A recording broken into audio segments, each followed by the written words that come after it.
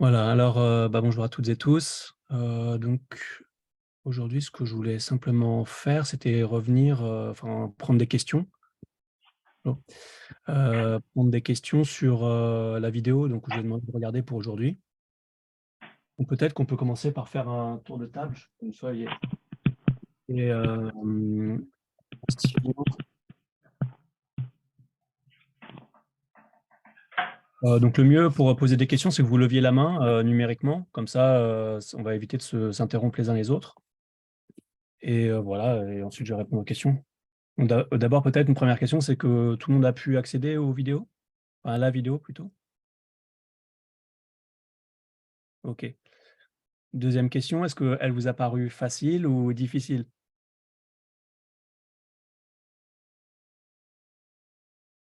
Si vous répondez pas, c'est que c'était beaucoup trop facile et qu'il faut absolument que je mette quelque chose de plus compliqué, la pour la prochaine fois. Bon alors beaucoup trop facile, d'accord. Est-ce que vous avez des questions? Donc des points sur lesquels il faut que, je revienne en particulier?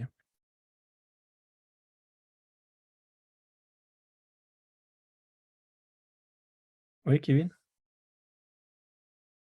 Moi, honnêtement, mais j'ai pas vu la vidéo, voilà. Je savais pas. Je l'ai loupé. Faut que je la regarde, faut que je la rattrape. Mais voilà, c'est juste pour Voilà, vous dire. d'accord, parce que tant que Préfère le être honnête. Ouais. OK, bah, écoutez, merci pour votre honnêteté, ça me touche beaucoup, mais ça me fait sentir un peu plus seul aussi, en Ouais, même temps. désolé. C'est, existentiellement ambigu comme sentiment. Mais, non, donc parce que jusqu'au déblocage de la fac, je procédais comme ça. C'est-à-dire que le cours, il est déjà fait en vidéo, donc autant vous donner, l'indication des vidéos et d'arriver après, pour, commenter, revoir s'il y a des difficultés et cetera. Donc ça implique pour vous de travailler de manière, autonome. D'abord en faisant 1 heure de cours en gros, par vous-même avec la vidéo et puis ensuite que moi, j'arrive et qu'on traite les questions qui vous semblent encore, obscures ou voilà. Donc vraiment regarder les vidéos. J'ai une chaîne, YouTube, donc il y a toutes les vidéos qui sont en ligne. J'en avais oublié de mettre quelques-unes et vous pouvez, travailler le cours comme ça par vous-même, d'une semaine sur l'autre, sachant que là, le but de la séance Zoom, c'est, questions-réponses. C'est pas pour moi de refaire le cours, hein, mais pour ça, il faut que je sois sûr que vous compreniez bien, ce que enfin et puis s'il y a des passages dans la vidéo qui sont pas clairs pour vous, bah, là, l'objectif, c'est que je clarifie les choses. Alors Flora, vous avez une question? Moi, j'en ai 2 à vrai dire. La première, c'était est-ce que à la fin de la vidéo, lorsque vous dites qu'il faut chercher, nous-mêmes, en fait, les configurations propositionnelles, qui sont valides en syllogisme et cetera, est-ce qu'on devait vraiment le faire ou c'était pour ceux de l'année dernière qui étaient au CED et qui devaient faire l'exercice chez eux? Parce que moi, je m'en sentais pas du tout capable et c'était pour savoir si vous attendiez vraiment ça de nous ou si, moi, je pensais qu'on allait le voir avec vous, en fait, au cours prochain. Du coup, je m'y suis pas attelée parce que ça me faisait un peu peur aussi. Mais, D'accord, OK. Hem D'accord, bah, merci pour ce retour, donc oui, a priori, je pensais que enfin, que vous le feriez, mais si vous avez estimé que c'était trop difficile, bon, bah, on va travailler là-dessus ensemble et votre deuxième question, c'était quoi? la deuxième, c'était est-ce qu'on pourrait avoir des exercices un petit peu sur ce cours-là, pour savoir ce que vous attendez à peu près de nous, au partiel final? Parce qu'en fait, si on se rend compte qu'il arrive très vite Ouais. et qu'on a, très peu d'expérience, en fait, dans les exercices, que vous allez sûrement proposer qui ressemblent à ceux des annales et donc ça nous inquiète un petit peu. Oui, alors j'entends. Donc, déjà une première chose, c'est que, là, vu le retard qu'on a pris, je vais pas avoir le temps de faire la logique des propositions. Donc on va s'arrêter à la logique aristotélicienne. Donc en gros, vous avez, 3 cours pour comprendre la logique aristotélicienne et arriver à faire les exercices qui portent sur la logique aristotélicienne. Donc là, l'exercice qui vous a fait peur, c'est là où on va s'arrêter, hein, d'arriver à OK, identifier, super. parmi les configurations propositionnelles, celles qui sont des syllogismes. Donc ça, D'accord. j'espère que ça vous allège la pression. Vous avez, encore, jusqu'à la fin, jusqu'aux examens pour comprendre ça et une fois que vous aurez compris ça, vous aurez tout compris. Hein, Donc là, si on va pas avancer plus dans le cours, c'est terminé, on a fini, tout ce qu'on Alors devait faire. après, c'est comme vous l'avez vu vous-même, c'est un gros morceau en fait, de voir quelles sont les configurations propositionnelles. Mais sinon, je pense que étant donné les modalités là de cours, heu, voilà, il vaut mieux, enfin, je pense que c'est plus fair-play pour vous que je m'arrête là, plutôt que de vous faire porter examen sur quelque chose qu'on n'aura pas bien travaillé. Donc je D'accord. préfère être sûr que vous avez bien assimilé là et vous allez voir, c'est vrai que c'est quand même compliqué, hein, donc il y a voilà. Alors, du coup, la forme, que prendra l'examen, bah, ça va être, je vais vous marquer les types les types de sujets pour vous faire peur un petit peu et puis après mon but ça va être de qu'on travaille, qu'on travaille ensemble. Donc ça va être, par exemple, ça, heu heu, voilà et alors si vous regardez un petit peu, ça ne va pas vous étonner, hein, voilà. Ça va être la forme de l'examen. Ah pardon, On attends. voit rien, monsieur, vous essayez de montrer quelque chose Oui, ou? non, Ah non, c'est ça, OK, dans le chat. d'accord. Bah, donc ça, normalement, sur chacune de ces 3 signes, vous m'écrivez, en gros, 2 pages. Hein, donc voilà. Donc c'est ça l'objectif. Si vous arrivez à faire ça, et vous avez 20, hein. Mais on doit recracher le cours ou on Non, alors il faut que, bah, vous sur ces, alors, je vais expliquer, hein, les différents, la signification. Là, c'est juste pour vous indiquer l'objectif, quelle sera la forme de l'examen. Après, bah, ce que je vous indique ici, c'est, donc c'est un nom de code. Donc il faut d'abord que je vous explique ce qui est codé par ce nom de code, hein et ensuite, bah, vous serez capable, déjà de comprendre l'énoncé et puis ensuite de, et puis ensuite de répondre à la question. mais là, il y a pas de question? Alors, je dirais pas forcément la question, enfin, je dirais vous essayerez de, savoir si les configurations propositionnelles sont des syllogismes. En gros, c'est ça la question. Et puis ensuite, 2 points, et là, je vous donne des propositions de configuration propositionnelle.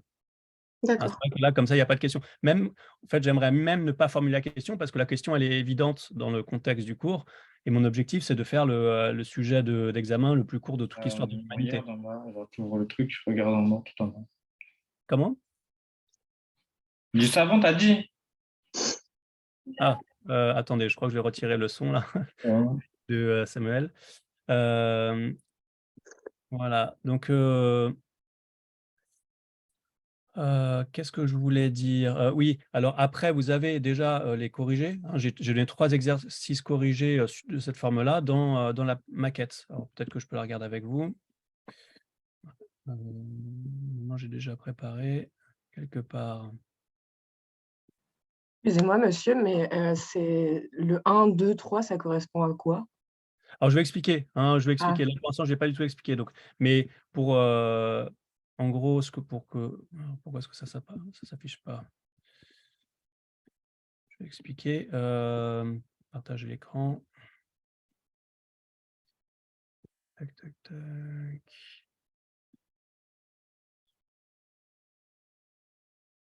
Oh, je comprends pas pourquoi ma maquette n'apparaît pas dans les possibilités de ce que je peux vous montrer. Comment ça se fait ça? Ah si, voilà, c'est ici. Voilà. Donc, là, si vous regardez dans la maquette, donc il y a, donc là, ce sur quoi je vous ai demandé de travailler aujourd'hui, c'était ça, l'enquête syllogistique. La vidéo porte là-dessus. Donc si vous ne l'avez pas regardé, regardez-la. Je vais essayer de réexpliquer quand même un peu, l'essentiel. Et ensuite, bah, vous avez des exercices résolus. Donc là, c'est ça c'est un exemple de sujet 1 AA et je vous ai montré le type de rédaction que j'attends et de raisonnement que j'attends. Donc voilà, là, j'ai résolu un premier exercice et après vous en avez un deuxième. Alors, ouais, ici et puis après un troisième. Donc vous avez déjà exactement le type de rédaction que j'attends que vous fassiez, sur chacune enfin, c'est les questions que je vous poserai. monsieur? Oui? Est-ce que vous pourrez nous transférer, la maquette avec les couleurs? Parce qu'en fait, j'avais même pas capté qu'il y avait 3 couleurs dans le polycopier que vous nous avez donné. Ah oui, c'est vrai qu'il y a pas les couleurs. Je pense que c'est sur Iris, mais je vais vérifier, hein, OK, je vais regarder. merci. Maquette, je la mettrai sur Iris, hein, si elle y est pas. Peut-être que quelqu'un peut vérifier, pendant qu'on est en train de parler sur Iris si elle y est déjà ou pas? Parce que c'est vrai que les couleurs sont importantes. Alors, bah, peut-être que donc, OK, elle y est, donc merci Kim. Hem Alors, je vais retirer ça, je vais arrêter de partager ça. Donc, ce que je vais faire, c'est que je vais expliquer maintenant la question à quoi correspondent ces différents codes, hein, tout simplement. Je vais partager aussi l'écran. Donc, je vais refaire une partie du cours qui est sur, que vous avez déjà dû, certaines, regarder, certaines regarder.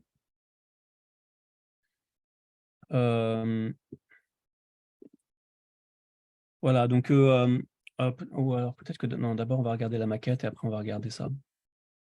Pardon. Partager l'écran.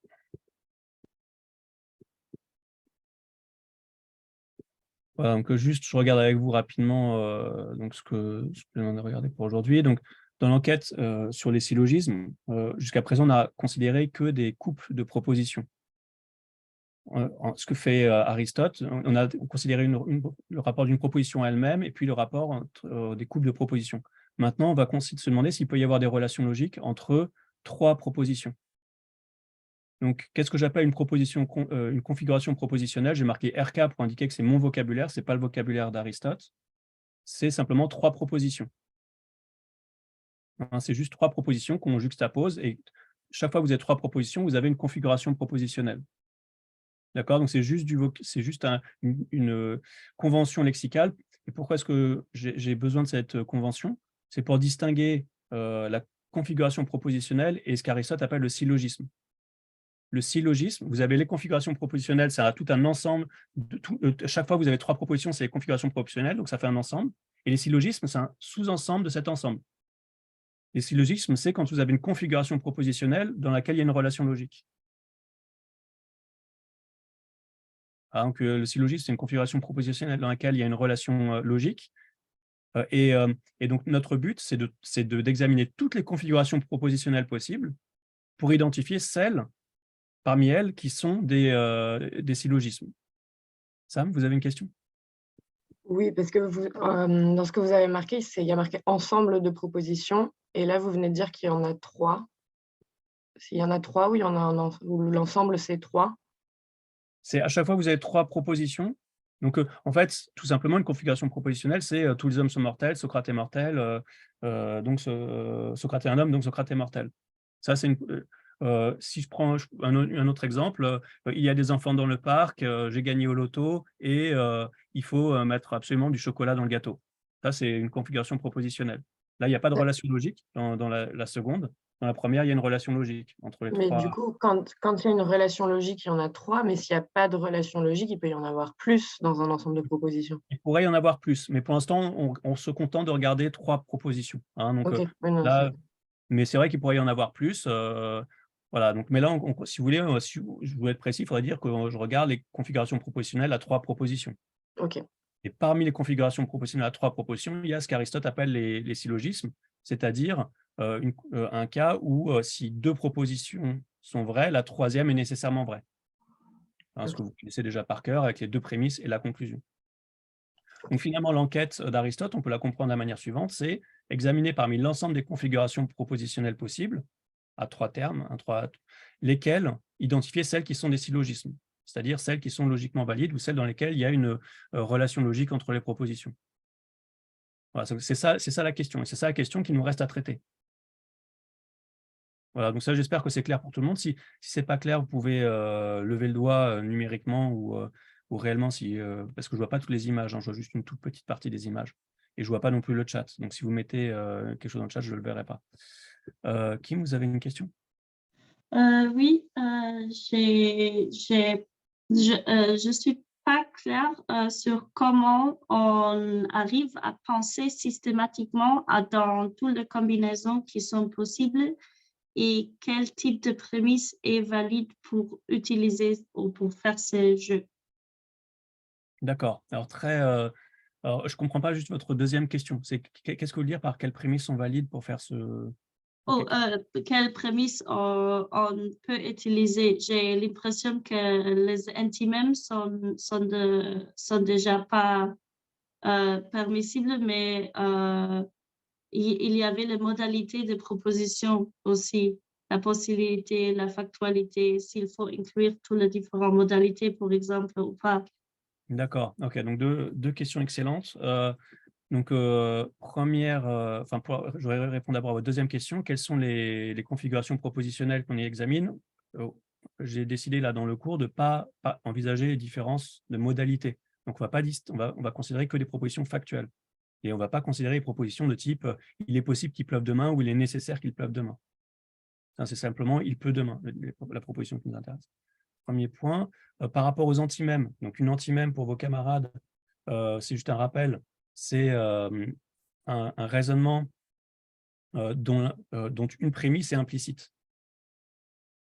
Hein, les antimèmes, c'est des arguments qu'on emploie dans la vie ordinaire. Pourquoi? Parce que dans la vie ordinaire, on n'a pas besoin d'expliciter certaines prémisses qui sont évidentes pour tout le monde. Ça serait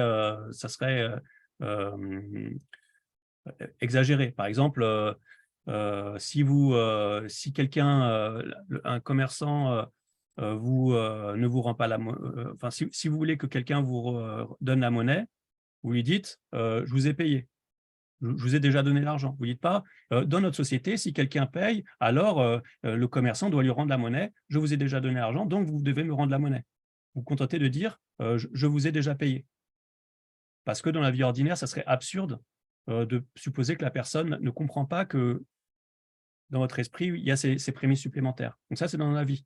Mais vous vous souvenez que dans la logique, on décontextualise et donc on dit tout. Donc il n'y a pas d'antimème en logique. En logique, on énonce toutes les propositions. Donc, les configurations propositionnelles qu'on va étudier, tout est explicite. Il n'y a rien de caché. Donc, c'est toujours 3 propositions ou alors 2 propositions dont on va se demander quelle conclusion on peut en tirer. Donc, une 3e proposition.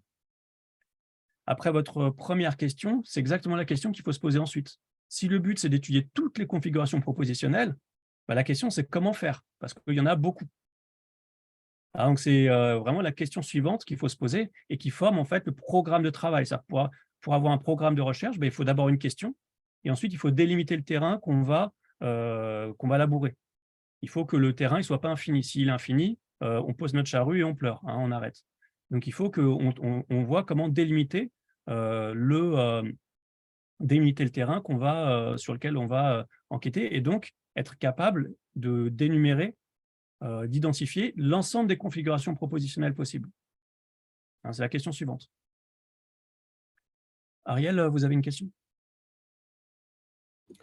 Oui, vous avez dit tout à l'heure, donc au niveau du syllogisme, si la première prémisse vraie, la deuxième vraie, ça implique que la troisième est vraie.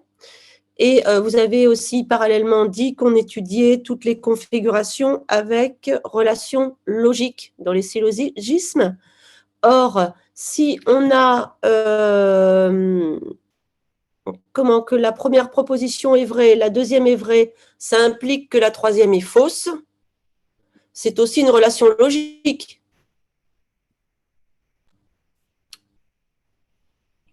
Oui, c'est vrai. Alors après, dans votre formulation, il y a un petit point à corriger, c'est que l'idée, ce n'est pas que ça soit vrai, mais que ça soit nécessairement vrai. Il y a relation logique. Si au cas où les 2 prémices sont vraies, la conclusion est nécessairement vraie. Sinon, il n'y a pas de syllogisme. Donc, c'est important. Ensuite, par rapport au nécessairement, donc, et de la même manière, il y a relation logique si la conclusion est nécessairement fausse.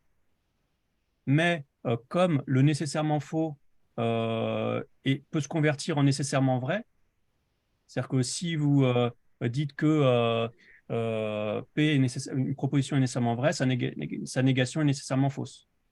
Ou si une proposition est nécessairement fausse, sa négation est nécessairement vraie, en vertu du principe de contradiction. Donc, vous pouvez très bien réduire le nécessairement faux au nécessairement vrai. D'accord. Donc, on est bien d'accord, justement, qu'on part, je ne sais pas moi, tous les chats sont gris, non, tous les mammifères sont gris. Non, ça ne va pas le faire, ça. Je vais prendre S et P, ça va être plus simple. Si S donne... Non, je ne vais pas m'en sortir non plus, j'arrive pas. Marquez-le dans le chat, peut-être. C'est peut-être plus simple de l'écrire pour qu'on le voit. Ouais, je crois que j'ai du mal là sur la truc à l'oral. Je vais essayer de faire ça, oui. Il y a pas mal de questions, donc je vais aussi... d'accord, anti-mème. Ouais. Je n'ai pas encore commencé à regarder les devoirs pour répondre à Flora. Voilà, et puis le reste, merci pour ces compléments. Voilà, donc en attendant... attendez, il y a quelqu'un qui sonne chez moi. Hein, je vais voir. Je reviens. Hein.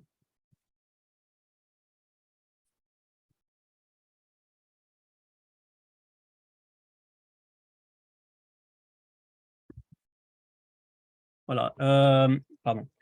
Donc maintenant, j'aimerais essayer de répondre à la question que posait Kim, qui est comment délimiter l'ensemble des configurations propositionnelles qu'il faut examiner. Alors pour ça, je partage un autre document. Tac. Je le prends. Voilà. Donc ça, c'est la définition que donne Aristote du syllogisme. Hein. Donc un syllogisme est un discours dans lequel, certaines choses étant données, quelque chose d'autre que ces données en résulte nécessairement par le seul fait de ces données. Vous pouvez la mémoriser par cœur et puis essayer de me la ressortir à un moment donné dans votre argumentation pendant l'examen. Hein. Vous savez que vous en aurez besoin de cette citation. Voilà, je n'ai pas dit qu'il fallait l'écrire sur votre poignet. Mais c'est de la mémoriser. Hein, si vous l'avez, en fait, moi, ce que je trouve intéressant dans les exercices de mémorisation, c'est que ça nous force à vérifier si on a bien compris. Donc, c'est toujours une bonne chose. Alors, maintenant, comment est-ce qu'on fait pour examiner toutes les configurations propositionnelles possibles? Il y a un premier principe sur lequel on peut s'appuyer, c'est que la logique étudie pas la matière des propositions, mais leur forme. Donc, finalement, on n'est pas obligé. Si vous avez, il faut essayer d'identifier quels sont les caractères formels d'une configuration propositionnelle qui sont pertinents. Alors, oui, en fait, j'ai encore voulu aller trop vite. Donc, on va regarder encore de nouveau la plaquette, parce que ça, je l'explique dans la plaquette. Livret étudiant, voilà. Donc, ça, c'est ce que je attendez, ce que je dis ici. Voilà, c'est que donc un premier cas de figure, c'est de se demander d'abord si il y a des relations logiques entre, si vous avez 3 propositions. Non, voilà, je sais comment dire les choses. Donc, il faut considérer la forme des propositions. Vous vous souvenez que quand vous avez une proposition, on en a distingué 2 aspects. Dans une proposition, on a distingué la forme et le contenu. Donc, la forme, c'était quelle est sa qualité et quelle est sa quantité. Le contenu, c'est les termes qui occupent la place de sujet et de prédicat. Donc ça, c'était une distinction sur laquelle on a déjà beaucoup travaillé, que normalement vous avez acquise entre la forme et le contenu d'une proposition. Donc une première question qu'on peut se poser, c'est est-ce qu'il peut y avoir des relations logiques entre des configurations propositionnelles où les propositions n'ont aucun rapport de matière. C'est-à-dire comme celle que je donnais tout à l'heure, les enfants sont dans le parc, le citron est agréable et il fait beau aujourd'hui. Là, vous avez des propositions qui n'ont aucun rapport. Il n'y a aucun terme qui soit commun. Vous avez, si vous regardez ces configurations propositionnelles, vous avez 6 termes et ces 6 termes sont distincts les uns des autres. On voit qu'il n'y a pas de relation logique dans ce cas-là. Donc, si vous voulez qu'il y ait une relation logique, si vous prenez l'exemple si vous prenez à l'inverse le cas du syllogisme le plus connu, donc tous les hommes sont mortels, Socrate est un homme, donc Socrate est mortel, quelle est la différence entre ce syllogisme-là, cette configuration propositionnelle-là et celle que je viens d'inventer? C'est que dans la configuration propositionnelle qui implique Socrate, les 2 propositions ont un terme commun. Le terme commun, c'est homme. Les 2 prémices du raisonnement ont un terme commun. Socrate est un homme, Socrate et tous les hommes sont mortels. Donc les 2 prémices du raisonnement ont un terme commun. De la même manière, il y a un terme commun entre la conclusion et une des prémices. Hein, quand je dis Socrate est mortel, ça reprend un terme qui est dans une des deux prémisses. Donc, il semble que si on part d'exemples, hein, essayez de partir, de mémoriser ces exemples pour retrouver par vous-même ce que je viens de dire. Quand est-ce qu'il y a une relation logique? Enfin, une condition pour qu'il y ait une relation logique, c'est qu'il y a un terme commun ou qu'il y ait des termes communs entre les propositions. S'il n'y a aucun terme commun, il peut pas y avoir il semble qu'il ne puisse pas y avoir de relation logique. Donc, ça nous donne déjà une première indication. C'est qu'on peut déjà éliminer toutes les propositions, toutes les configurations propositionnelles où les propositions n'ont aucun terme commun. Donc, ça élimine déjà beaucoup de propositions. Il ne nous reste plus à considérer que les configurations propositionnelles qui ont des termes communs. Donc, ça, c'est une première simplification. Ensuite, j'aimerais faire une deuxième simplification. Mais peut-être qu'avant de proposer cette deuxième simplification, je vais donner la parole à Ariel. Je ne sais pas si vous vouliez... vous l'avez marqué dans le chat, votre... Non, c'est pas celui-là, c'est juste par rapport... Non, ça, je le ferai après.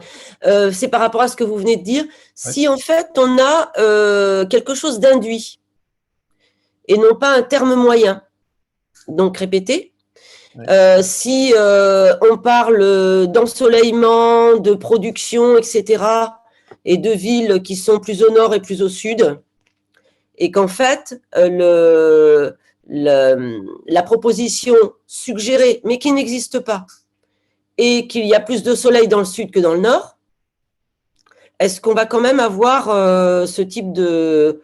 C'est-à-dire qu'il manquerait un terme moyen dans lequel on dirait que c'est le soleil qui fait plus pousser les plantes, par exemple.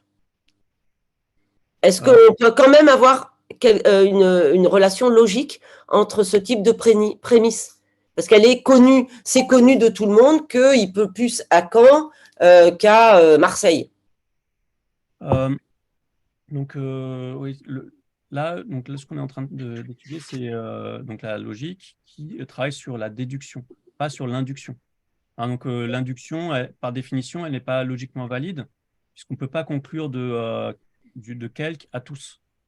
Hein, vous vous souvenez, dans le carré logique, on peut aller d'une proposition universelle à une proposition particulière, mais pas d'une proposition particulière à une proposition universelle. D'où le célèbre problème de l'induction. C'est qu'il semble que, voilà, enfin, je ne vais pas rentrer dans cette question-là, mais donc en tout cas, pour répondre à votre question, ici, on parle de la déduction, pas de l'induction. Voilà, donc j'aimerais proposer ma deuxième... Ah oui, alors j'ai vu qu'il y avait une question de Kim, de vocabulaire. Levez la main quand vous avez une question, parce que je ne vois pas ce qu'il y a dans le chat. Hein, donc, qu'est-ce que je veux dire par terme? Oui, le terme, c'est le nom, soit du sujet, soit du prédicat.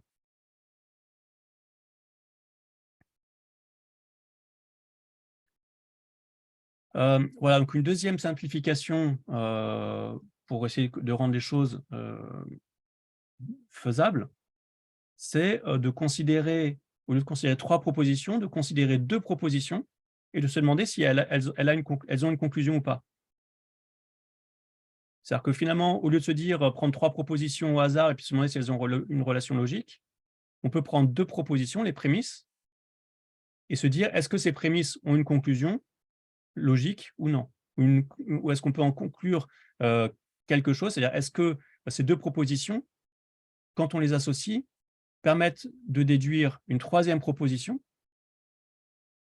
Voilà. Et donc finalement, on n'a plus qu'à examiner que des couples de propositions au lieu d'examiner 3 propositions, ce qui est plus simple à faire. Alors, donc c'est la deuxième simplification. Alors pour préciser encore cette seconde simplification, la question, en fait, on peut y répondre de manière très très simple. C'est que je pourrais dire les classeurs sont sur l'étagère, or les livres sont intéressants, et je pourrais très bien en conclure une 3e proposition, c'est donc les classeurs sont sur l'étagère. Là, ce que j'aurais fait, c'est que j'aurais juste fait, je n'aurais fait qu'utiliser le principe d'identité. Donc, il faut préciser une condition ici, il faut préciser que la conclusion doit être distincte des 2 prémisses, sinon ce n'est pas intéressant. Donc, il faut ajouter que la troisième proposition qui est logiquement reliée aux deux premières doit être distincte des deux premières, sinon on retombe soit sur le rapport d'une proposition à elle-même, soit sur le rapport entre deux propositions, et en fait, on n'a rien appris. D'accord?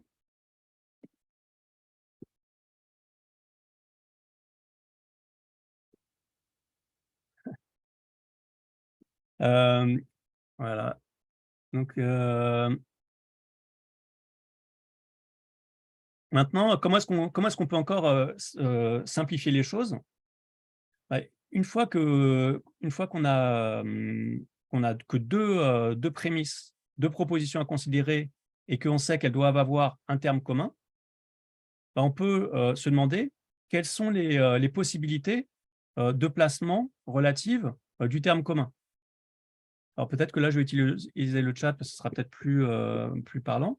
Mais si je vous dis, alors peut-être, non, d'abord je vais le dire avec des mots, après peut-être que je vais donner des exemples. Donc si je vais prendre, donc on a trois termes. Alors, on a, donc alors peut-être qu'on peut appeler le premier terme, donc on peut l'appeler X. Le deuxième, donc le terme qui est commun, c'est ce qu'Aristote appelle le moyen terme, donc on peut l'appeler M. Et puis le troisième terme, on peut l'appeler Y. Donc il n'y a que trois termes dans vos deux prémisses. Si vous prenez toujours le fameux exemple, tous les hommes sont mortels, Socrate est un homme, vous avez ici comme terme commun, comme moyen terme, pour reprendre le vocabulaire, le terme homme.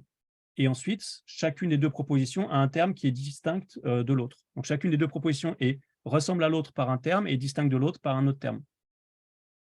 Est-ce que je vous ai déjà complètement perdu ou pas? Donc, reprenons toujours cet exemple-là. Si on compare les deux prémisses, on sait que ça fonctionne. Hein, c'est une configuration propositionnelle qui fonctionne. Donc, elle a deux prémisses. Tous les hommes sont mortels et Socrate est un homme. Donc là, ces deux prémisses, est-ce qu'elles se ressemblent du point de vue de leur terme? Est-ce qu'elles sont identiques du point de vue de leur terme ou distinctes du point de vue de leur terme? Chacune des deux a deux termes. Donc elles peuvent très bien être identiques par un terme et distinctes par un autre terme. Donc ici, ce qu'on constate, c'est qu'elles sont identiques par un terme et distinctes par un autre terme. Le terme qui est identique, c'est ce qu'on appelle le moyen terme. Pourquoi? Parce que c'est le terme qui relie les deux propositions. Donc, c'est le terme qui relie les deux propositions. Et donc, finalement, la question pour essayer d'identifier toutes les configurations propositionnelles possibles, ce qui est la question qu'on est en train de traiter là depuis tout à l'heure, c'est comment identifier toutes les configurations propositionnelles possibles, c'est déjà se demander quelle peut être la position du moyen terme dans les deux prémisses. C'est-à-dire que là, dans le cas du syllogisme de Socrate, quelle est la position du moyen terme dans les deux prémisses du raisonnement? Je vais vous laisser répondre pour vérifier si ma question est bien claire. Levez la main. Si vous... Vous pouvez répéter, s'il vous plaît? Dans le syllogisme de Socrate, on va l'appeler comme ça, quelle est la position du moyen terme dans chacune des deux prémisses de cette configuration propositionnelle? J'aimerais bien qu'il y ait trois mains qui se lèvent avant de donner la réponse. Donc, il y a Sam, je vois. Est-ce qu'il me faut une troisième main?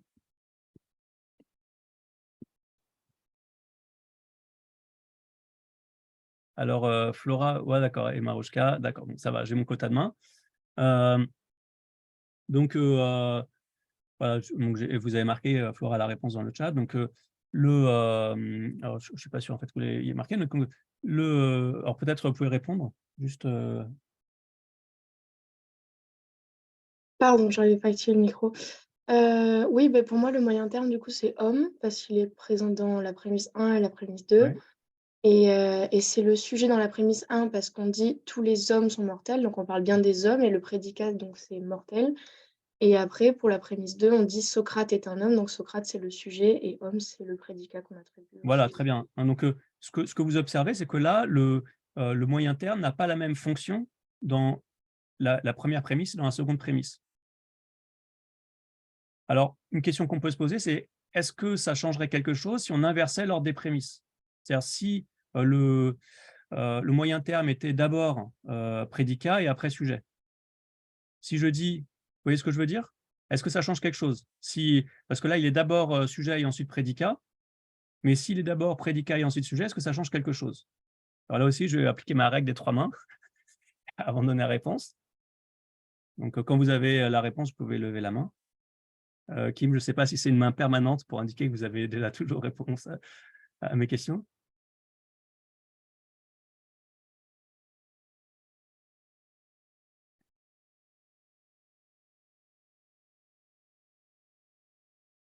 Donc, est-ce que ça change quelque chose si on inverse la place du moyen terme?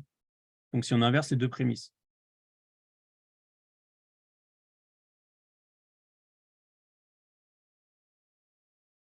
Alors, Hugo, vous avez qu'est-ce que vous en pensez? Il me semble que ça donnerait tout homme et Socrate. Socrate est mortel, donc tout homme est mortel. Alors, voilà, donc c'est vrai que ma question était un peu ambiguë. Donc, ce n'est pas exactement ça que je pensais. Je veux juste poser la question de savoir si, quand on intervertit les prémisses, si j'échange les 2 prémisses de place, si je mets d'abord Socrate est mortel, Socrate est un homme, et ensuite tous les hommes sont mortels, si j'intervertis les 2 prémisses de place, est-ce que ça change quelque chose dans la conclusion? Non. Non, ça ne change rien. Pourtant, si j'intervertis les 2 prémisses, le moyen terme est maintenant, dans la première proposition, il est sujet, et dans la deuxième, il est prédicat. Donc finalement, ce qu'on voit, c'est que tous les cas, que dans la première prémisse, tous les cas en fait, où il n'occupe pas la même place peuvent être traités de la même manière. Donc ça nous fait une troisième simplification. C'est qu'il soit, du moment qu'il n'occupe pas la même place, le moyen terme, dans la première et dans la deuxième prémisse, alors on aura exactement la même conclusion. Donc on peut les traiter de la même manière. Après, il y a d'autres possibilités de positionnement du moyen terme dans la première et la deuxième prémisse qu'on n'a pas encore envisagées. Quelles sont les 2 autres possibilités qu'on n'a pas encore envisagées? Là aussi, j'ai besoin de 3 mains, et peut-être même encore d'une main qui ne s'est pas encore levée jusqu'à présent.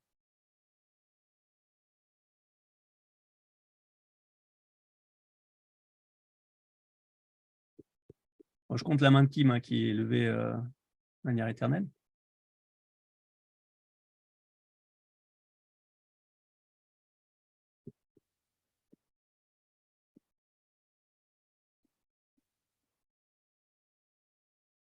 Je répète la question, il faut vraiment que j'ai mon quota de main. Donc là, on a vu un cas de configuration proportionnelle où le moyen terme, donc le terme qui est identique dans la première prémisse et dans la deuxième prémisse, n'occupe pas la même place. Dans une des prémisses, il est sujet, dans l'autre, il est prédicat. Quelles sont les autres possibilités de place, de positionnement du moyen terme dans les 2 prémisses?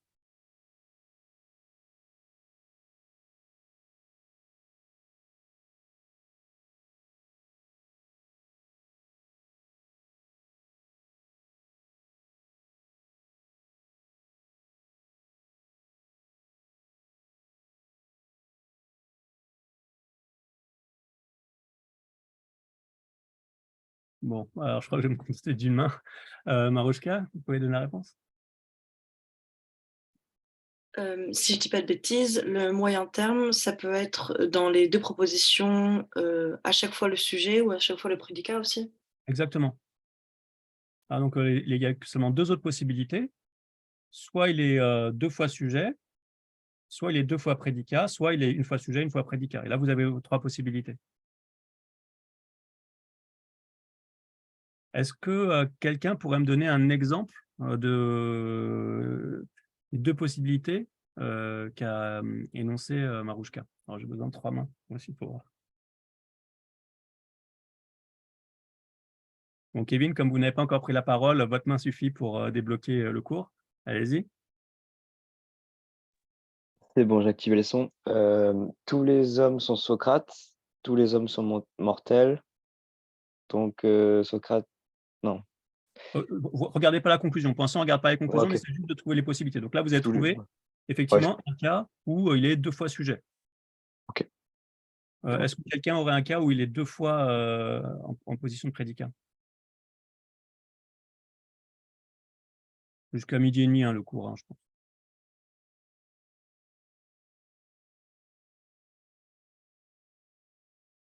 Bah, Ariel, non, je ne suis pas d'accord. C'est-à-dire que comme personne lève la main, on ne va pas interdire aux autres, à ceux qui la lèvent de la lever.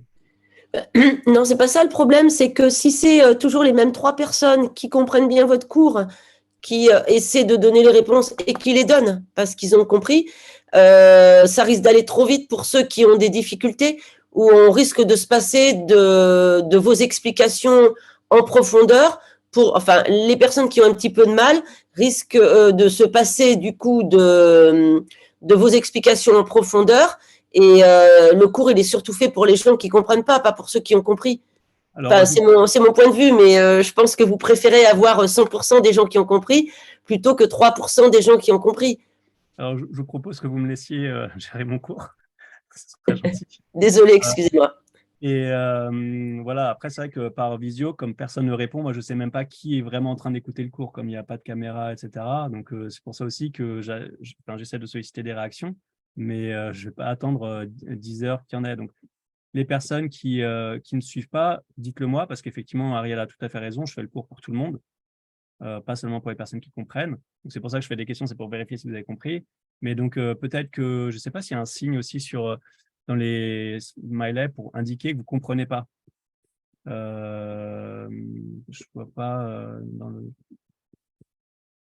En révision, on fait ça quand on n'a pas compris. Attendez, faites voir comment vous faites dans les visios. Oui, mais le problème, c'est que là, je vois 5 visages, moi. Donc, donc, si vous faites des signes, il faut vraiment que vous utilisiez un signe, un autre smiley que Sinon, on met celui que j'ai mis Ah, là voilà, avec la couleur le rouge. nom, d'accord, de Kevin, très bien. Voilà, exactement. Hein. Donc, de toute façon, je comprendrai. Si ce n'est pas une main levée, je comprendrai que ça veut dire qu'il y a un problème.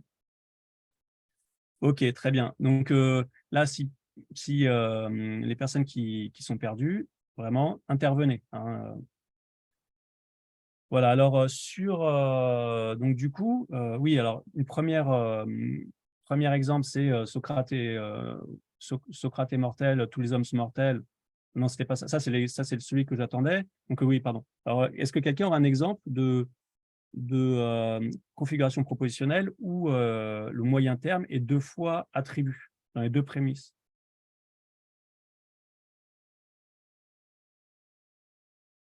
Et alors, peut-être que pour répondre à la question, si c'est difficile pour vous, il faut vraiment écrire les choses. C'est-à-dire que si vous essayez juste de voir ça dans votre tête, ça va peut-être être compliqué. Si vous l'écrivez, je pense que ça va devenir beaucoup plus simple.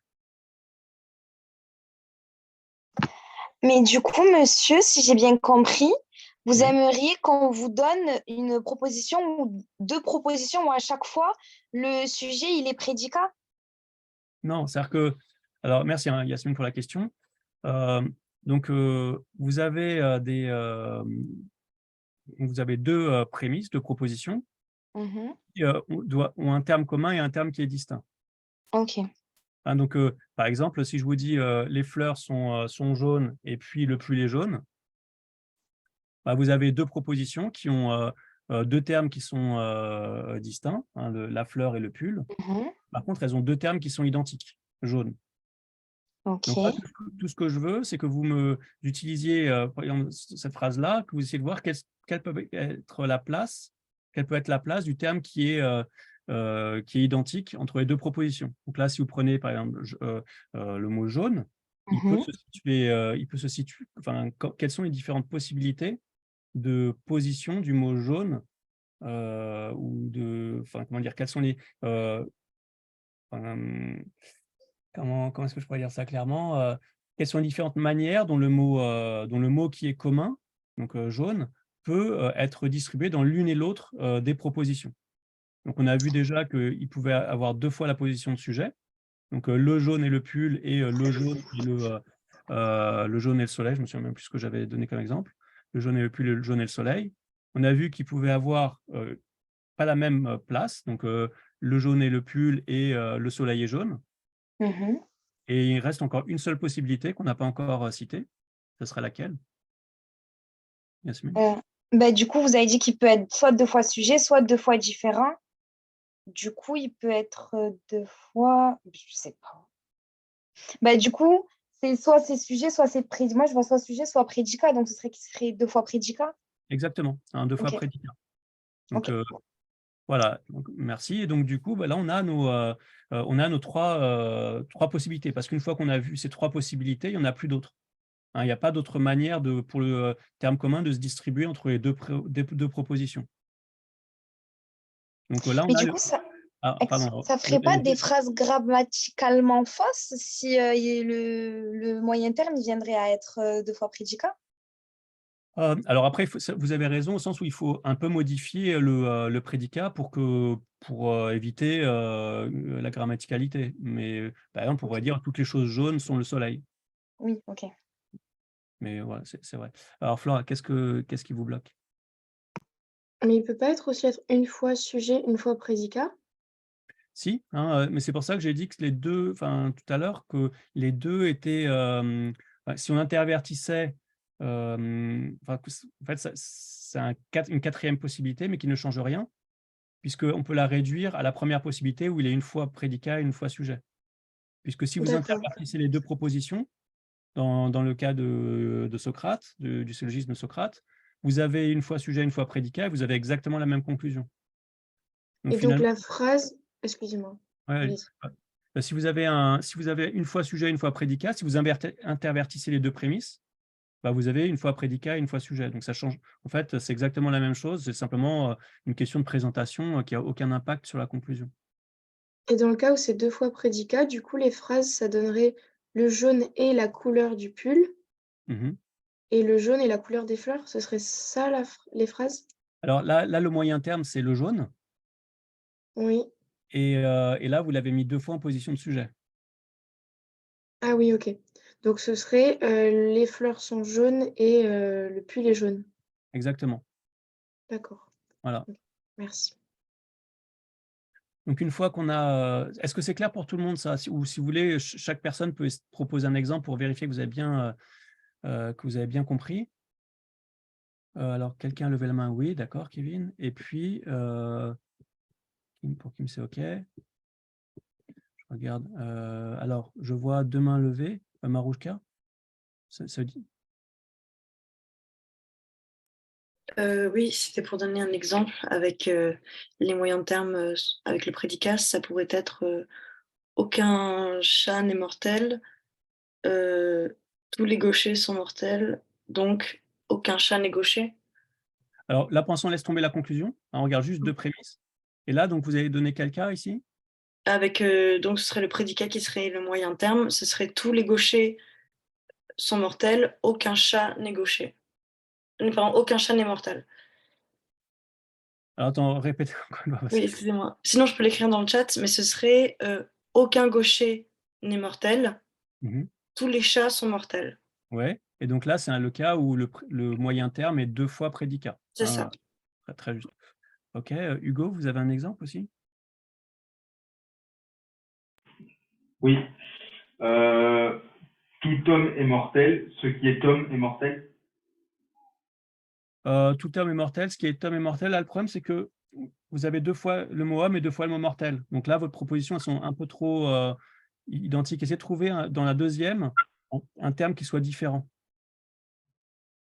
D'accord. Allez-y, essayez. Oui, ce que vous suggère Marouchka est juste aucun gaucher n'est mortel, par exemple. Donc du coup, ça donnerait. C'est quoi l'exemple que tu avais donné? J'ai oublié. Ah oui. Donc ça ferait aucun gaucher n'est mortel. Tous les chats sont mortels, donc les chats ne sont pas gauchers. Alors, pour l'instant, on laisse tomber la conclusion. Hein, on essaie juste de trouver toutes les possibilités de configuration propositionnelle et trouver les bonnes conclusions. C'est ce qu'on fera pour la semaine prochaine.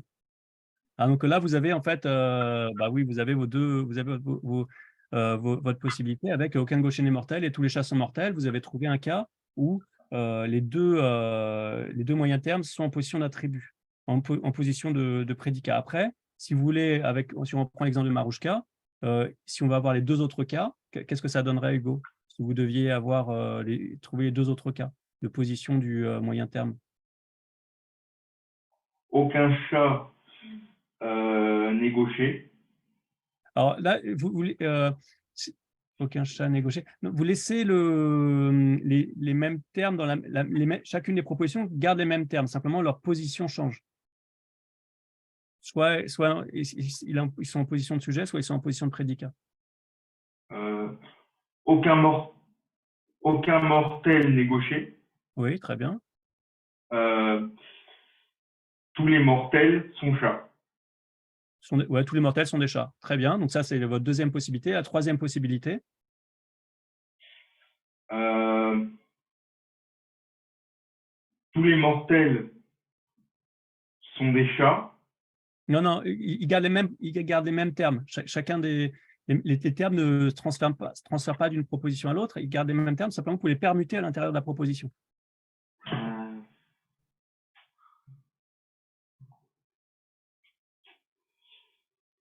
Donc, aucun mortel n'est chat. Alors là, aucun mortel n'est chat, d'accord. Ça sera pour la deuxième proposition. Et là, votre moyen terme, il est dans quelle position? Donc, quand vous dites aucun mortel n'est chat, il est dans quelle position votre... Le moyen terme, il est en deuxième position. Aucun mortel n'est chat. Est-ce qu'il est en position de sujet ou en position de prédicat? Sujet. Sujet, d'accord. Et donc là, il faut que dans votre deuxième proposition, il soit en quelle position pour avoir un nouveau cas qui soit distinct? En position de prédicat. Voilà, en position de prédicat. Et alors, allez-y. Aucun chat. Non, là, le chat, vous oubliez maintenant parce que vous l'avez déjà utilisé. Il faut que vous parliez des gauchers. Donc, aucun gaucher n'est mortel. Exactement. Ah, donc, il y en avait juste un à permuter. Et là, vous avez votre dissymétrie. OK. Jean, vous avez aussi trois possibilités à nous présenter? Non, ça à la limite, bon, ça j'ai compris. C'était plus pour une question qui me perturbe depuis qu'on parle de moyen terme, c'est est-ce qu'on peut vraiment considérer que dans le cas par exemple, de Socrate est un homme et tous les hommes sont mortels, qu'on voit depuis le début, est-ce qu'on peut vraiment considérer qu'un homme et les hommes, c'est le même terme, logiquement? Alors, ou est-ce qu'il y a une nuance que j'ai pas compris, disons? Attendez, je vérifie pour ne pas vous dire de bêtises. Socrate est un homme et... Oui, alors en fait, c'est vrai que si on veut vraiment être explicite, il faudrait dire Socrate fait partie de tous les hommes. Tous les hommes mortels, Socrate fait partie de tous les hommes. Là, c'est juste une question de grammaire où la formulation dissimule un petit peu ce qui est dit. Mais quand vous dites Socrate est un homme, vous prenez Socrate et vous le mettez comme partie de l'ensemble des hommes. Donc, du coup, il faudrait dire Socrate fait partie de l'ensemble des hommes ou de tous les hommes. Vous voyez, donc, et comme ça, on homogénéise les deux propositions. C'est plus le fait de considérer le terme un homme et les hommes comme le même terme, en fait, qui me perturbe plus que... Avec des lettres, ça pose pas de problème, mais dès qu'on entre dans le langage, c'est déjà plus... Si vous essayez de représenter avec un schéma ce qui est dit, donc quand vous dites être un homme, qu'est-ce que ça veut dire être un homme? Ça veut dire que vous prenez l'ensemble des hommes et que vous dites, voilà, il y a juste, je désigne un élément de cet ensemble. Mm. Et quand vous dites tous les hommes sont mortels, vous parlez de l'ensemble, votre ensemble des hommes, et vous le situez dans un ensemble plus vaste qui est celui des mortels. Donc finalement, si vous représentez ce qui est dit, même si grammaticalement c'est un peu étrange parce que la langue n'est pas forcément faite pour faire de la logique, en fait, au niveau des idées, du sens, c'est complètement homogène. D'accord. D'accord, merci. Kim, vous aviez une question? Oui, je me suis demandé si ça importe si on utilise une négation. Par exemple, si on dit tous les hommes sont mortels, Socrate n'est pas un homme, on a une moyenne terme position sujet, une moyenne terme position de prédicat. Ça change théoriquement rien, mais Alors, on va y venir sur la négation. Là, vous êtes déjà dans la dernière étape pour essayer de voir quelles sont les différentes configurations professionnelles possibles. Ariel, vous aviez une question? Oui, c'était en fait pour repréciser ce qu'on était en train de faire. On est bien en train de chercher deux propositions qui ont en commun donc un moyen terme, et on ne s'intéresse absolument pas à la conclusion qu'on pourrait en tirer. Exactement. Pour l'instant, le cours, le seul objectif du cours, c'est de franchir la première étape de l'enquête. Ce n'est pas d'identifier les syllogismes, c'est d'identifier toutes les configurations propositionnelles possibles.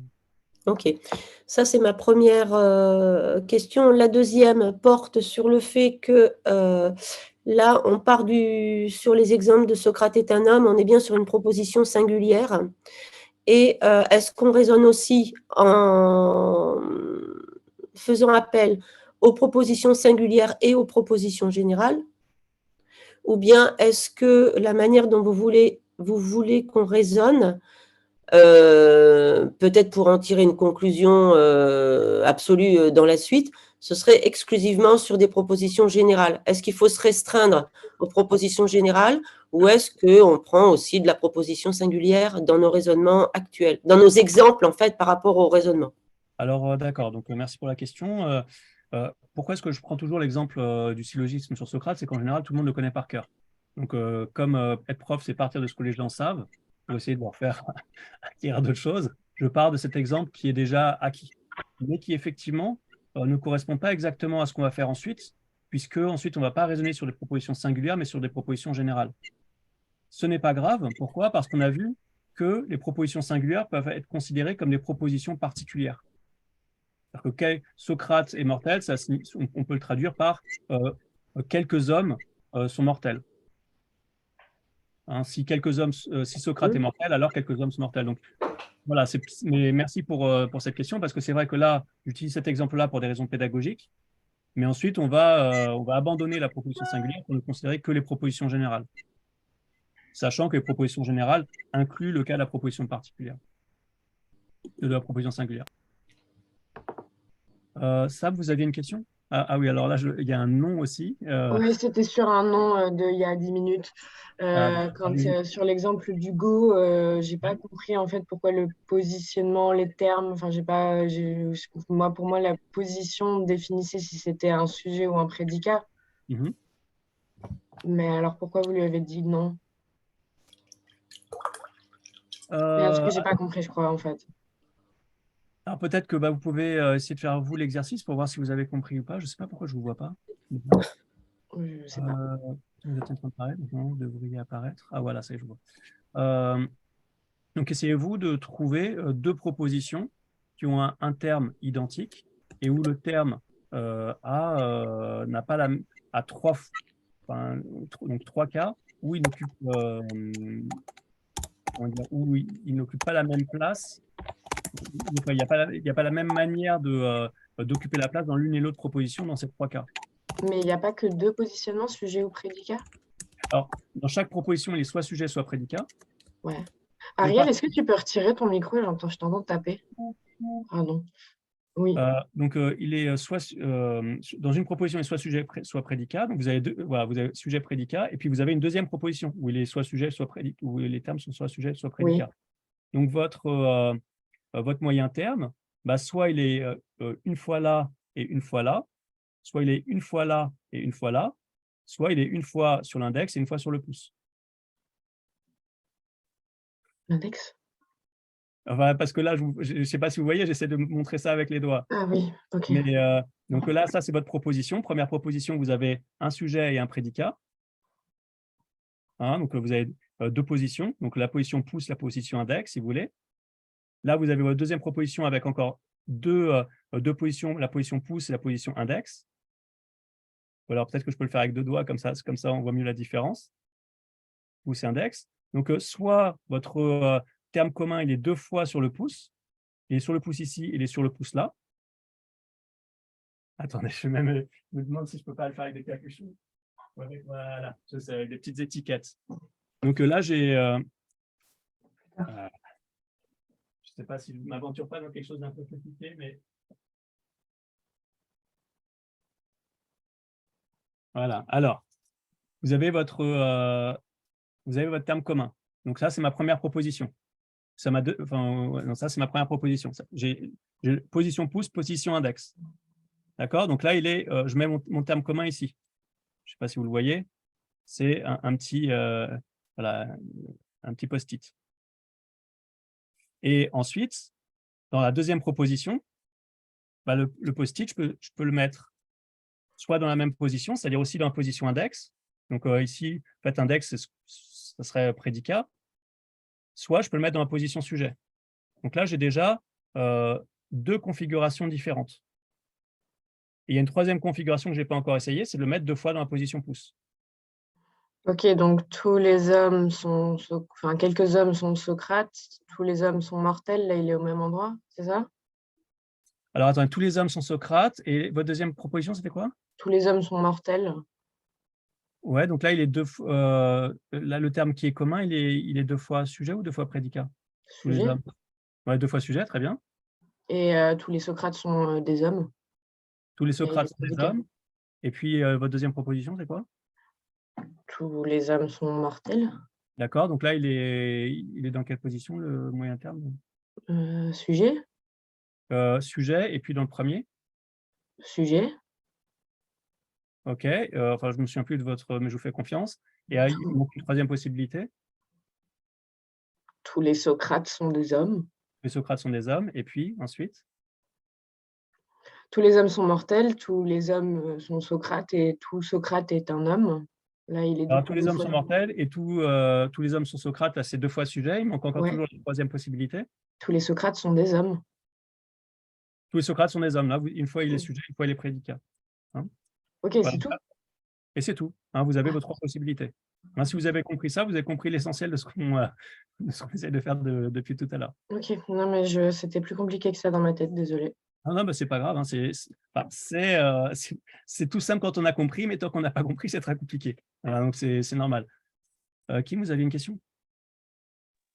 C'était par rapport à la question d'Ariel tout d'un coup, parce que je n'ai pas compris pourquoi ça importe si on utilise des propositions singulières au général pour faire l'enquête syllogistique, parce que jusqu'à maintenant, j'ai l'impression qu'on a regardé que les termes.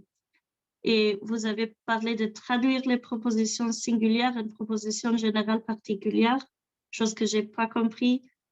Parce que je ne comprends pas comment elles peuvent être traduites si elles ne sont pas synonymes. D'accord. Alors je vais encore une fois, vous me faites la suite du cours, donc je vais enchaîner sur votre question, mais d'abord, il y avait Yasmine qui avait une question. Oui, alors monsieur, en fait, je voulais savoir, parce que du coup, là, la chose qu'on cherche de base, c'est quelles sont les différentes configurations propositionnelles possibles. Donc, on a établi des critères. Et du coup, en gros, si une proposition comporte ces trois possibilités de placer le prédicat selon ce qu'on vient de voir, ça veut dire qu'elle est possible. Enfin, je ne comprends pas du coup le lien avec ça, avec l'histoire du prédicat qui change de place, tout ça, et le fait qu'on cherche des configurations propositionnelles possibles. Donc, avec là, l'idée, c'est d'identifier des familles, disons, de configurations propositionnelles. C'est-à-dire que toutes les configurations propositionnelles qui ont 2 fois le même sujet ou 2 fois le même prédicat, ou une fois le sujet à une place et l'autre fois le moyen terme au sujet et une fois le moyen terme en prédicat, ce sont 3 grandes familles, 3 grandes catégories de configurations propositionnelles, et on peut classer toutes les configurations propositionnelles dans l'une de ces 3 catégories. Donc là, on a pris l'ensemble de l'infinité des configurations propositionnelles possibles qui ont un moyen terme commun, et on en a identifié que on peut toutes les ranger dans 3 catégories. Donc c'est déjà une grande avancée, parce qu'on pourra se dire que si on traite la première catégorie, un cas de la première catégorie, ça sera représentatif pour tous ceux de la première catégorie, de la même manière pour la deuxième catégorie, etc. De la même façon que quand je sais qu'un zèbre, j'ai observé qu'un zèbre mangeait de l'herbe, je sais que tous les zèbres mangent de l'herbe, parce que c'est un élément qui est représentatif. Donc, voilà, on peut, c'est ça le lien entre les deux. Ariel, en fait, je préférais que vous ne postiez pas autant d'informations, parce que déjà que c'est confus. Si vous ajoutez, s'il y a un cours en parallèle de mon cours, je suis en train de les enlever, justement. D'accord, parce que là, je pense que vous allez... Mais, en fait, j'avais levé la main juste pour le tableau, en fait, il me semble peut-être résumer ce que vous avez dit ou pas. Donc, juste, je levais la main pour vous demander, en fait, si vous le validiez. Là, en fait, comme j'essaie de répondre aux questions en même temps et que... c'est pour les gens qui sont plus visuels qu'auditifs, en fait. D'accord, je regarde de MM. En fait, je le dirais plutôt comme ça, c'est-à-dire que vous avez... Mais ouais, c'est une bonne idée de le marquer, vous avez raison. Attendez, je vais essayer de le faire comme ça. SM. Donc ça donc premier cas. Non, parce qu'à chaque fois que je vais taper, ça va s'imprimer. Je ne sais pas comment vous avez fait. Ah oui, vous l'avez écrit à côté, c'est ça? Pour avoir quoi? Pour pas que chaque chose... attendez, je vais le faire. Donc, pour qu'il y ait... Vous appuyez sur majuscule et retour. Et comme ça fait un seul bloc. Votre retour ligne, il ne valide pas la sortie. D'accord. Hop. Et après, vous avez X, M, et puis M, Y. Et puis, vous avez M, X et M, Y. Voilà. Okay. Alors,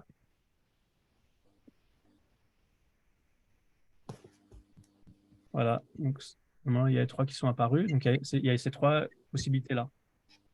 Je vérifie si je ne me suis pas trompé. C'est ma Y. Et puis, si je me suis trompé. Non,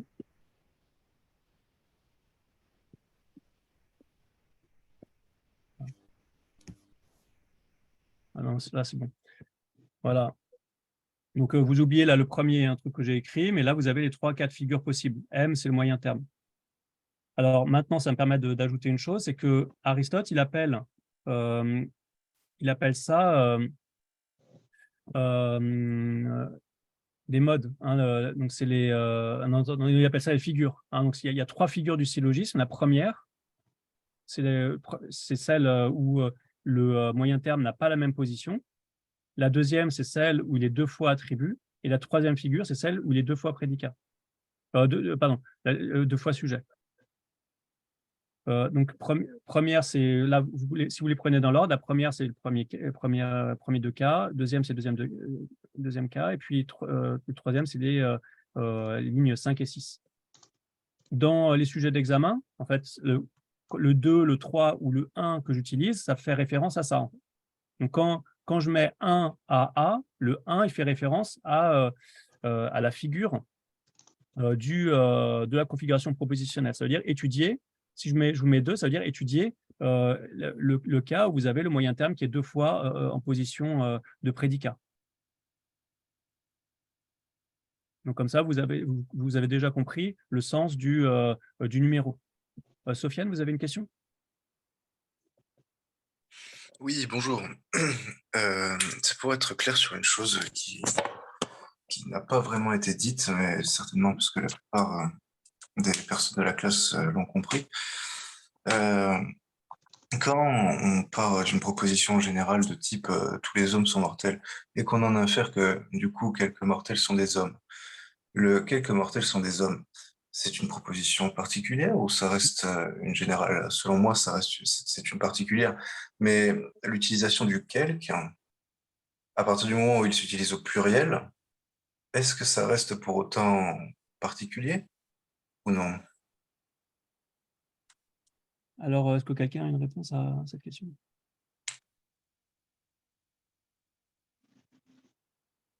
Donc là, en fait, Sofiane, vous êtes en train de revenir sur le carré logique. C'est-à-dire que là, vous considérez des rapports de 2 propositions, pas de 3 propositions. Donc, du coup, donc on a distingué parmi les propositions générales, les propositions générales universelles et particulières. Et donc, voilà, on a vraiment déjà beaucoup travaillé cette distinction. Donc, je vous conseille de réviser un tout petit peu cette partie du cours. Parce que là, on est en train de considérer le rapport entre 3 propositions. Alors, peut-être que je n'ai pas compris votre question. Hein, je ne sais pas si vous pouvez Ok. je sais pas si j'ai répondu ou pas. Si je n'ai pas répondu, vous pouvez reformuler votre question. Ok, simplement, dans mon cours, j'ai pas pu prendre note de cette distinction pour la simple et bonne raison que je pense elle n'a pas été clarifiée. C'est pour ça que j'ose en parler aujourd'hui. Le quelque se réfère à une proposition de type général ou particulière? Parce que si je dis quelques hommes sans S, ça se réfère certainement à un homme en particulier. Si je l'utilise avec un S, du coup, ce serait plus du général ou du particulier. C'est juste ça que je veux savoir. Ouais, donc, la proposition générale, enfin, les propositions particulières, c'est des propositions générales. Après, ici, quand vous dites quelque, ça peut être aussi, c'est ambigu, ça peut être aussi bien une personne que 2 personnes, que 3 personnes, mais ça s'oppose à tous. Donc, vous avez quelque dès que vous n'avez pas tout le monde. Donc, c'est bien du particulier. Quelque, oui, c'est bien du particulier, tout à fait. Okay. Bon, c'était simplement ça que parce que j'ai pas envie de faire une erreur derrière, vous comprenez, ce serait dommage de douter sur une chose qui paraît aussi évidente. Vous avez parfaitement raison de poser la question. Hein. Si vous avez un doute, il vaut mieux arrêter le cours et le lever. Merci beaucoup. Avec plaisir. Alors là, j'ai plusieurs questions. Je ne sais pas si j'ai réussi. Non, elles sont toujours là. D'accord. Alors, Yasmine? Excusez-moi, monsieur, en fait, j'avais juste oublié d'enlever ma main. Désolée, du coup, je vais l'enlever parce que moi, c'était bon, du coup. Ok, précisez que c'est votre main virtuelle parce que sinon, votre phrase est un peu bizarre. Ah oui, pardon, ma main virtuelle. Mélissa, vous aviez une question? Ou tu as une question, pardon? Ou une remarque? Oui, bonjour Raphaël, bonjour tout le monde. Mélissa. C'est juste une remarque. Oui. Je profite de vous avoir tous ici pour rappeler que pour les questions telles que celle de Sofiane ou pour toutes les autres, il y a le tutorat de logique qui aura toujours lieu le lundi de 17 à 18 et si besoin est même certaines fois de 16 à 18 si certains d'entre vous ont besoin de... Je suis en train d'essayer d'imaginer une heure de tutorat vraiment pour les choses qui n'ont pas été comprises sur le début du cours et une heure de tutorat pour accompagner le cours en temps réel. Donc, pour ceux qui ont des questions d'avant-cours et pour ceux qui ont des questions en général, il y aura le tutorat toujours le lundi, fonction de la situation de la fac, soit sur Zoom, soit sur site. Et donc, il ne faudra pas hésiter à venir y participer. Voilà. Merci beaucoup. Ariel, vous aviez une question? Ce n'est pas une question, c'est juste au niveau du vocabulaire, peut-être pour simplifier pour Sofiane, si dans sa tête, éventuellement, au lieu de dire quel, qui dit certains, pour certaines personnes, du coup, le mot certain est plus parlant que quelque, parce que certains, on ne peut pas franchement le mettre au singulier. Donc, je ne sais pas si c'est un petit truc. Moi, je sais que je pense certains dans ma tête, j'écris quelques, parce que quelques m'embrouillent aussi beaucoup. Donc, voilà. Donc, c'était juste une petite expérience personnelle qui peut-être pouvait aider mon camarade. Merci, bah, c'est un bon truc. Alors, maintenant, j'aimerais encore faire un nouveau pas pour essayer de voir quelles sont toutes les configurations propositionnelles possibles. C'est-à-dire qu'on a déjà trouvé un premier principe de distinction, de classification, par figure. Et il y a un deuxième principe qu'utilise Aristote, c'est par mode. Il distingue les différents modes des configurations propositionnelles. Alors, donc, quand on aura fait ça, on aura fini le cours. Et ensuite, ce que je vous demanderai pour la semaine prochaine, c'est d'essayer d'explorer tous les modes de la première figure. Hein, donc, d'abord, il faut que j'essaie d'expliquer ce que c'est un mode. J'espère que ça va être... Enfin, j'espère que c'est plus simple que la figure. Donc, tout simplement, l'idée, c'est qu'on s'appuie sur l'idée que ce qu'il faut considérer dans les configurations propositionnelles, c'est leur forme et pas leur contenu. Et donc, on a déjà vu par le passé, jadis, dans un cours qui est déjà oublié depuis longtemps, qu'il y avait 4 formes possibles pour une proposition générale. Donc, si on considère que les propositions générales, pas les propositions singulières, il n'y a que 4 formes possibles. C'est le carré logique. Donc, vous vous souvenez, A, E, I, O. Alors, si quelqu'un ne se souvient pas de ça, peut-être que ce n'est pas la peine de se dénoncer. Donc, vous avez 4 formes possibles de propositions. Et donc, votre première prémisse, elle est soit universelle affirmative, soit universelle négative, soit particulière affirmative, soit particulière négative. Donc, soit A, E, I, O. Donc, c'est les noms de code. Et votre deuxième proposition, elle est aussi seulement de l'un de ces 4 cas possibles. Si bien qu'on retrouve les exercices qu'on avait fait au début de l'année, vous avez 16 configurations possibles. Vous pouvez avoir une première proposition qui est A, une deuxième qui est A, une première... J'ai fait un tableau, ça sera peut-être plus simple, mais vous avez, si vous avez la première, la deuxième peut être A, elle peut être O, elle peut être I, elle peut être O. Si vous avez la première qui est E, la deuxième peut être A, I, O, et etc. Donc, je vous montre juste pour que vous visualisiez. Il faut que je partage de nouveau autre chose. Alors, ça devrait être bon. Voilà, donc si je prends là une universelle affirmative comme prémisse, comme première prémisse, la deuxième prémisse peut être soit une universelle affirmative, soit une universelle négative, soit une particulière affirmative, soit une particulière négative. Mais la première prémisse peut être aussi une universelle négative. Elle peut être aussi une particulière affirmative, etc. Donc, combien y a-t-il de modes possibles, selon vous, si on considère qu'à chaque fois que les deux, si on considère que 2 modes sont identiques, si leurs deux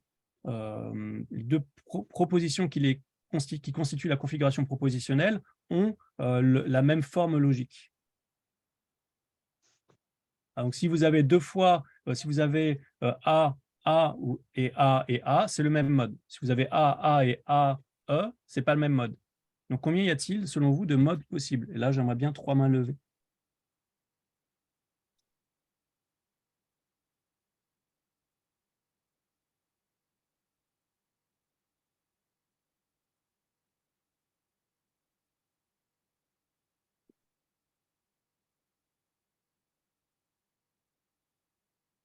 Il manque encore 2 mains, ou 3 mains peut-être même. Donc, vous avez 4 possibilités pour la première prémisse et 4 possibilités pour la seconde prémisse. Donc, combien ça vous fait de possibilités en tout? Encore une main.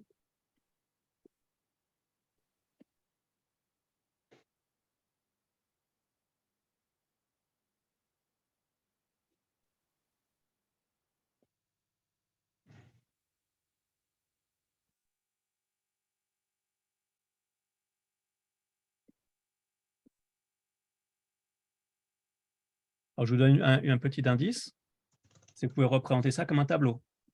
Puisque là, vous avez quatre prémices possibles. Pour la première, ça, c'est la première prémisse. Vous avez 4 possibilités. Et là, vous avez 4 possibilités. Donc, finalement, le nombre de possibilités totales, c'est le nombre de cases.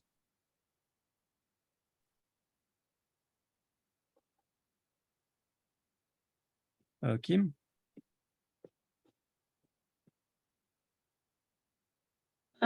Oui, désolé, j'ai oublié de désactiver le son. Ce sont 16. Oui, c'est 16. Hein, c'est 4 x 4. Vous avez 4 x 4 possibilités.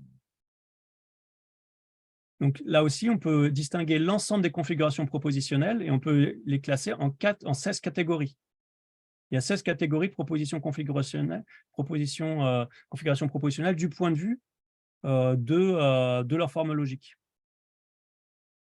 Donc maintenant, dernier point, on a 2 principes de distinction.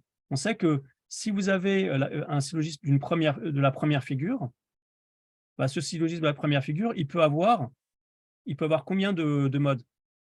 Le syllogisme de la première figure. Donc, c'est-à-dire où le moyen terme n'occupe pas la même fonction dans l'une et l'autre des prémices.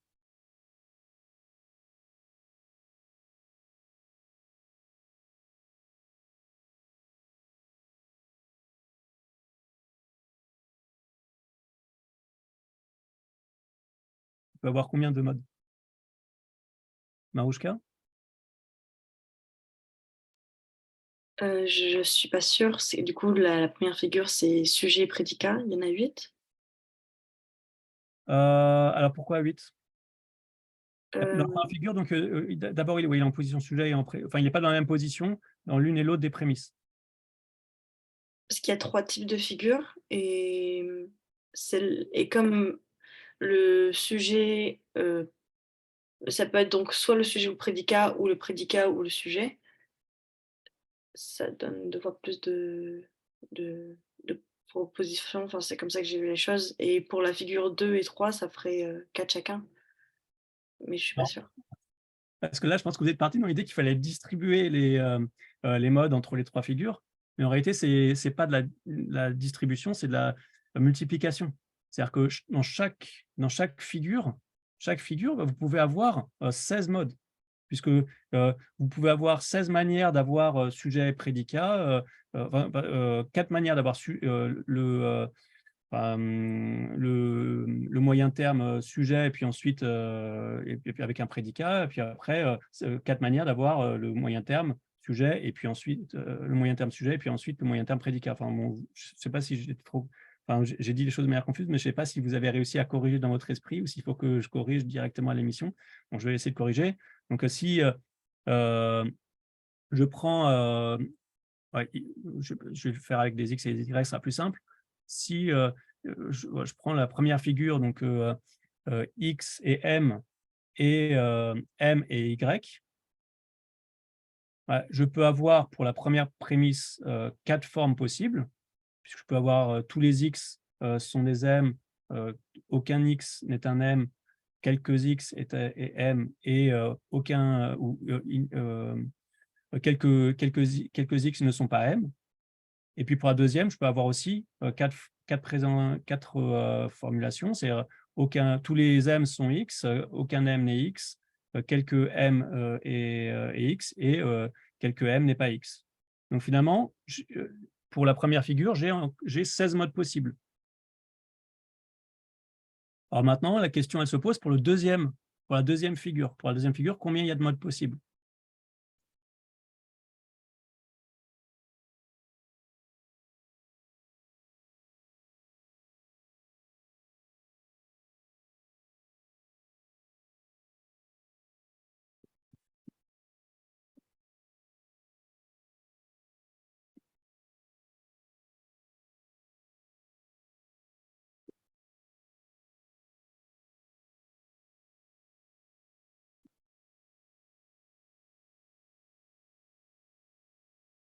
Kim? Je dirais que aussi 16. Oui, aussi 16. C'est exactement pareil. Et sur la troisième figure? Aussi. Aussi 16. Hein, donc, finalement, si on regarde toutes les configurations propositionnelles possibles, on peut toutes les classer en 16 plus 16 plus 16 possibilités, hein, donc 48 possibilités, si je ne me trompe pas. Attendez, oui, c'est ça. Donc, en fait, on a 48 cas de figures à examiner. Donc, pour la semaine prochaine, ce que j'aimerais que vous fassiez deux choses. J'aimerais d'abord vous essayer d'écrire ces 48 cas de figure possibles. Donc, donc, ce que je vous demande de faire ici, c'est d'écrire 2 fois 48, enfin, ça va vous prendre 2 fois 40, enfin, si vous comptez en ligne, c'est 2 fois 48 lignes, puisque vous avez 2 prémices. Pour chaque cas de figure, il faut que vous ayez 2 prémices. Hein, donc vous avez 96 lignes à utiliser. Et je vous conseille de mettre ça directement sous forme de fiche, puisqu'après, notre but, c'est d'identifier parmi ces 48 cas de figure lesquels sont des syllogismes. Donc, laissez une case vide à côté en vous demandant est-ce que là, il y a une relation logique ou pas. Alors, donc, ça, c'est la première chose que j'aimerais que vous fassiez. Deuxième chose, c'est que j'aimerais que sur la première figure, vous essayiez d'identifier les syllogismes. Oui, Ariel? On est bien d'accord donc qu'en fait, on fonctionne sur les 3 possibilités définies par Aristote, à savoir la position différente du moyen terme, dans un premier cas, la position en tant que sujet du moyen terme, la position en tant que prédicat du moyen terme. Oui, ça, donc c'est la figure. OK. Et donc, que l'on ait dans la première figure M qui donne X et Y qui donne M, donc qui est une première possibilité, avec, là c'est compliqué parce que effectivement je ne peux pas l'écrire, mais non, c'est pas compliqué, avec le moyen terme en position extrême, et que le fait de mettre le moyen terme en position interne, donc quand on a X donne M et M donne Y, on considère bien que c'est la même chose. Alors, en fait, là, je pense qu'il vaut mieux éviter d'ajouter du vocabulaire parce que déjà que c'est assez compliqué. Donc là, vous ajoutez la relation de données. Et puis alors, est-ce que... Donc, simplement, là, j'ai déjà tout expliqué. Hein. Donc, il y a 2 critères de distinction. Il y a la figure, donc c'est la position du moyen terme, donc sur quoi on a passé 1 heure pour l'expliquer.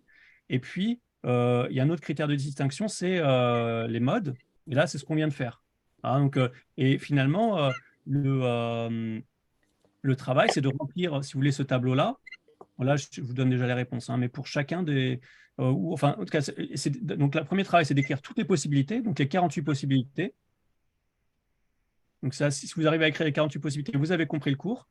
Deuxièmement, il faut que vous mémorisiez quand même cette distinction entre figure et mode, hein, que vous sachiez par cœur hein, la définition de la figure et du mode. Voilà. Et après, que vous essayez de savoir quels sont les différents syllogismes parmi ces différents cas de figure. Et pour terminer sur l'introduction du cours, les sujets que je vous ai donnés, donc quand je dis 2AA, en réalité le 2, ça renvoie à la figure, et AA, ça renvoie au mode. C'est le mode qui a comme première prémisse A et comme deuxième prémisse A. Et donc dans les sujets, quand je vous dis 2AA, ça signifie regardez le cas de figure où la configuration propositionnelle de la deuxième figure et avec comme mode AA. Et essayez de me dire si c'est un syllogisme ou pas. Donc là, normalement, si vous avez compris le cours, vous comprenez les énoncés dont on est parti et qui paraissaient mystérieux. Voilà, mais peut-être que donc je vous propose de vous essayer de faire l'exercice chez vous. Et puis, prochain cours, on commencera par les questions. En fait, j'ai du mal à m'exprimer au niveau de la question. C'est sans doute effectivement un problème de vocabulaire. est-ce que je peux vous écrire 4 lignes dans le chat? Je serai Oui, plus claire. ouais, ou écrivez-moi un mail, parce que là, je pense que vous allez... en fait, je pense qu'il faut que vos camarades ils aient quand même un minimum de self-control pour ne pas paniquer face à ce que je leur ai dit. Et donc, si vous ajoutez une dose d'information, on risque d'atteindre le point de saturation. Donc, envoyez-moi un mail tout de suite, et puis je vais vous répondre, hein. Et puis après, éventuellement, j'en reparlerai la semaine prochaine de votre remarque. Est-ce qu'il y a d'autres questions, remarques? Non? Oui, moi j'avais une petite question, mais est-ce que vous allez prendre un temps pour corriger le partiel? Parce que moi, je vous avoue que j'ai pas compris le lien avec le cours, à part que c'est de la logique.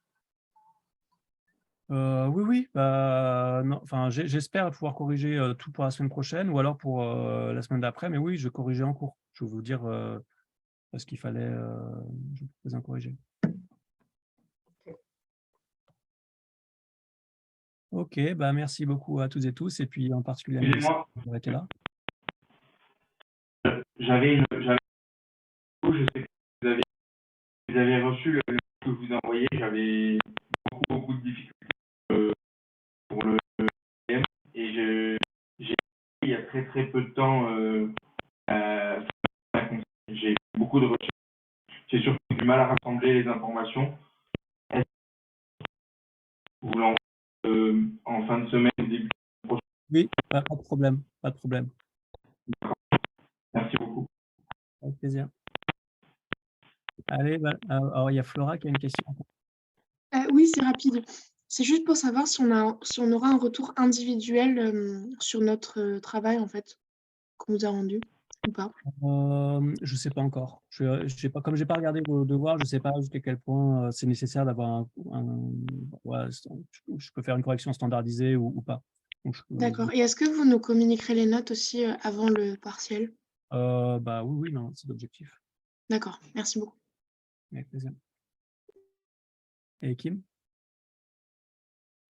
Oui, désolée, j'ai pas capté avant. C'était juste pour être sûre parce que j'ai pas trouvé à Internet ni dans le livre d'étudiants. Du coup, le syllogisme de la première figure, c'est quand le terme est sujet et prédicat ou prédicat et après sujet. Le syllogisme de la deuxième, c'est quand c'est 2 fois prédicat. Ouais. Et le troisième, c'est quand c'est sujet et sujet. Voilà. OK. Ça, exactement. OK, merci. Bon, merci pour votre attention, bon courage. Et puis, oui, alors à la semaine prochaine, et regardez de nouveau du coup la vidéo, et puis vous pouvez continuer à regarder celles qui suivent, parce que de toute façon, c'est utile. À bientôt. Au revoir. Au revoir. Au revoir, merci. Merci à vous.